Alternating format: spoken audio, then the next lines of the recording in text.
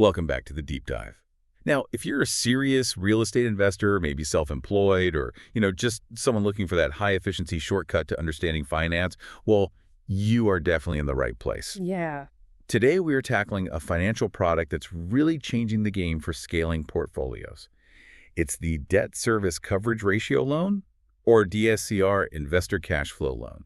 Quite a mouthful. It is, but our mission today is pretty straightforward.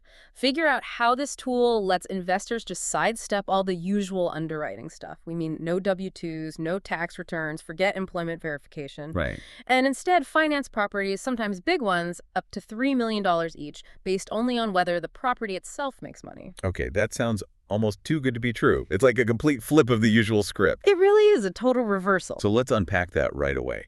What is the absolute core difference? Because, getting a mortgage without showing your personal income, that feels, well, like you said, not how it normally works. Well, the critical contrast is actually pretty simple. Conventional loans, they dig into your finances, your job, your debt-to-income ratio, all that personal stuff. Mm-hmm.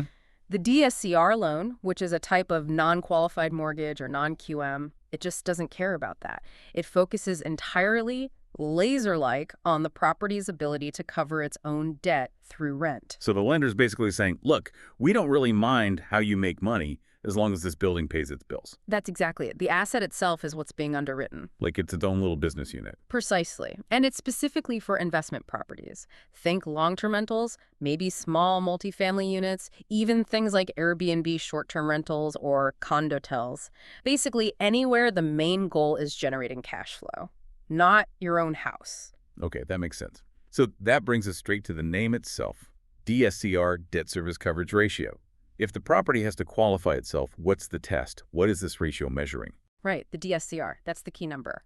It's simply a measure of how much cash the property brings in versus how much it costs to keep the loan paid. Think of it like a health score for the property's finances. In the calculation, how do we get that score? It's pretty straightforward, actually. DSCR equals net operating income. That's NOI divided by the total debt service. Okay, NOI divided by debt service. Let's break those two down because the details here seem really important for investors trying to qualify. First up, net operating income, NOI. What exactly goes into that number for these loans? So NOI is the gross annual rent you expect or get minus the necessary operating expenses. Now that typically includes property taxes, insurance, and any HOA fees if they apply, basic running costs. Okay, but I noticed something specific in the sources. When calculating operating expenses for residential DSCR, property management fees are often left out. Why skip such a real cost? Seems counterintuitive. Yeah, that's a, let's say, strategic detail. You're right. In standard commercial property underwriting, management fees are definitely in. But for these residential DSCR products, lenders often exclude them. Why?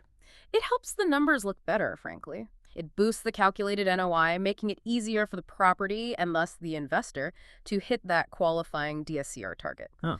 The sort of justification is that, well, the investor could manage it themselves, right? So it's not strictly a mandatory property expense.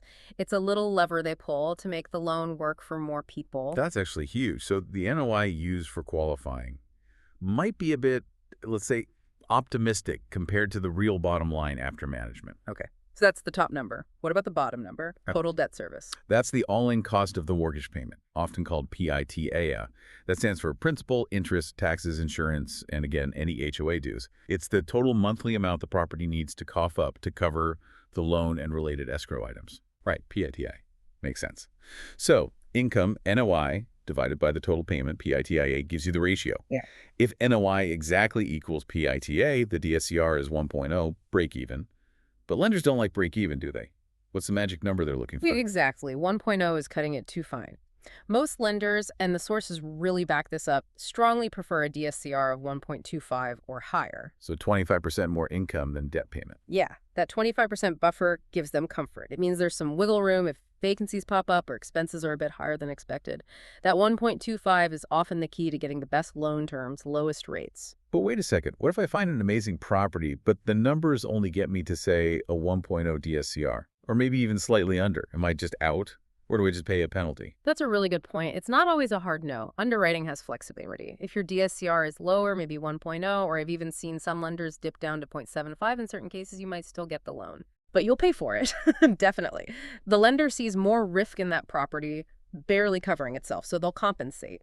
Expect significantly higher interest rates, a much larger down payment requirement, maybe stricter rules about cash reserves. Okay. So yeah, that 1.25 really is the sweet spot for getting the good deals. Below that, it gets pricey. Right. It's a classic risk-based pricing. Mhm. Makes sense. Okay, we've got the math down. Let's pivot back to the investor. We know they skip the W-2s and tax returns. S- So if personal income isn't the focus, what are lenders looking at on the borrower's side? What are the typical hurdles? Well, they shift focus from your income to your creditworthiness and your capital. You still need to look like a good risk personally, just not based on your job. So credit score matter. Oh, absolutely. Big time. Lenders usually want a minimum score somewhere between 620 and 680, but honestly, you really want to be aiming for 680 plus. Why that? Better scores, especially 700 or 720 and up, unlock the best interest rates and potentially let you put down a bit less, higher loan to value or LTV. Okay, and since the property's performance is key, I imagine the lender wants the borrower to have significant skin in the game. Does that mean bigger down payments are standard? Yep, that's the trade-off. Definitely expect a larger down payment than with many conventional loans. For purchases, you're typically looking at 20% to 25% down, sometimes even 30%. So maximum LTV is around 80%, maybe 75%. Exactly. That ties up more of your capital up front compared to, say, an FHA loan or even some conventional options. For cash-out refinances, the LTV might be capped a bit lower, maybe 75%. And what about cash reserves? Do they need to see money in the bank? Usually, yes. They often want to see that you have enough liquid cash, easily accessible money to cover 3 to 6 months of the full PITA payment for the property. Just sitting there. Just sitting there as a safety net. Oh. Though sometimes if you have a really strong DSCR, like maybe 1.40 or higher, and great credit, they might waive that reserve requirement, but plan on needing it. This sounds tailor-made for someone like a successful entrepreneur who's brilliant at minimizing their taxable income through legitimate write-offs. Their tax return might look weak, making them tough for conventional loans, but they've got capital. This loan just ignores the tax return. That's a perfect example of who benefits. It unlocks financing based on asset performance, not personal reported income. And speaking of assets, how they handle income for properties without a rental history is really interesting, especially for short-term rentals. Yeah, I was wondering about that. How do you underwrite a DSCR loan for, say, an Airbnb you're about to buy? There's no tenant, no lease, no rent roll yet. You can't just take the buyer's optimistic projection, right? Right, you can't. So this is where it gets clever.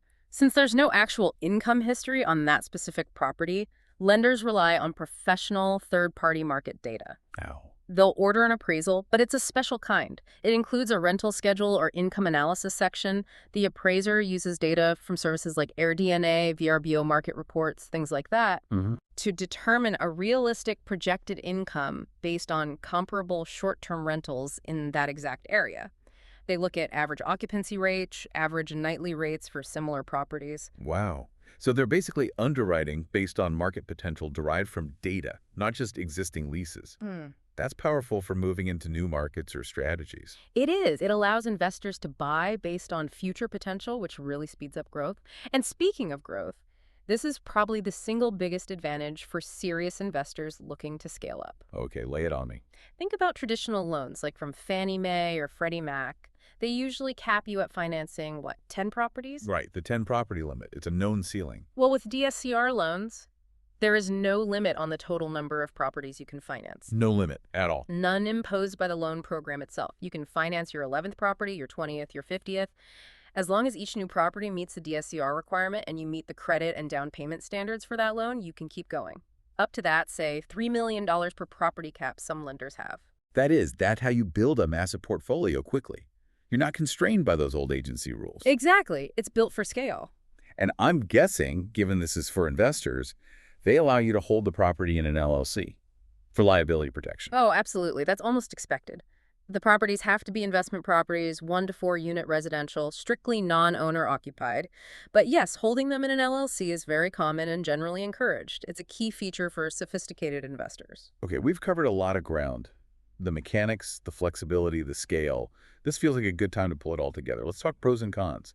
What are the big wins for an investor using DSCR? Number 1 has to be the speed and efficiency from no income documentation. Skipping the W-2s, the tax returns, the pay stubs, it just cuts out a huge amount of paperwork and time. Closings can happen much faster. Huge and competitive markets. Okay, number 2. The scalability. We just hit that. No arbitrary limit on the number of properties. Yeah. Financing available for high-value assets. It unlocks growth potential conventional loans just can't match. Makes sense. And what's a third key benefit? I'd say the cash flow tools, specifically the option for interest-only or IO payments. Many DSCR loans offer IO for the full 30-year term. Now, hang on. Interest only is often seen as risky. How is that a strategic advantage here, other than just a lower payment? It directly impacts your ability to qualify using the DSCR formula. Remember, DSCR is NOI divided by total debt service, PITAA. If you choose an IO payment, your PSCR is much lower because you're only paying interest, not principal. Ah, right. Lower denominator. Lower denominator means a higher calculated DSCR ratio for the same NOI. So using an IO option can actually help a property meet that crucial 1.25 threshold, allowing you to qualify for a larger loan amount or just qualify, period. It juices the math in your favor. That's smart. Leveraging the qualification metric itself. Okay, but like we said, there's always a trade-off. Speed and flexibility don't come free. What's the downside? Why isn't everyone using these if they're investors? Cost is the big one. Because lenders are relying solely on the property's performance, which is inherently riskier than lending based on someone's stable job, they charge premium. So the first con is higher interest rates. How much higher are we talking? Typically expect rates anywhere from 1% to maybe 2% higher than a comparable conventional mortgage rate. Depending on your credit, the LTV, the property type, the market, rates could range from, say, the mid-5s on the very low end for perfect scenarios, up to maybe 10% or even 10.5% for riskier deals. You're paying for the convenience and the unique underwriting. So higher cost of capital is exchanged for speed and scale. Okay, what's the second major trade-off? The capital requirements. We touched on this. Those larger down payments, 20%, 25%, sometimes 30% mean you need significant cash up front. Ties up more capital. Exactly. Plus the potential need for 3-6 months of PITAA and reserves. It just requires more liquidity than many other loan types, which can be a barrier, especially for newer investors. Got it. And the final, perhaps most critical, drawback. It's the cash flow mandate. The entire loan hinges on that DSCR calculation. If the property doesn't cash flow according to the lender's math, if it doesn't hit their required DSCR threshold, usually that 1.25 or maybe 1.0 at a higher price, you simply won't qualify. Doesn't matter how rich you are personally. Doesn't matter. Perfect credit, millions in the bank. If the property's numbers don't work, the loan doesn't work. Period. And remember, it's strictly for investment properties, not your home, not usually for major fix and flips needing significant rehab, because they need to see predictable cash flow potential relatively quickly. So wrapping this all up, what's the big picture takeaway for, say, a high-volume investor listening right now? Well, the synthesis seems pretty clear. DSCR loans are like a specialized surgical tool. They're powerful but specific. They're really designed for investors who have the capital for those bigger down payments, maybe have complex income situations, and critically prioritize speed, scalability, and flexibility over getting the absolute rock-bottom interest rate. It's a shift from underwriting the person to underwriting the asset.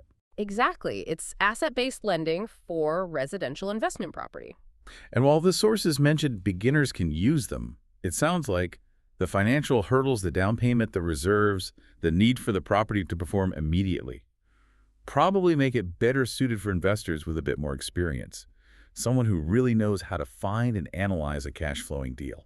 I think that's fair to say. Experience definitely helps you navigate the requirements and identify the right properties, which leads us nicely into a final thought to leave people with. All right, let's hear it.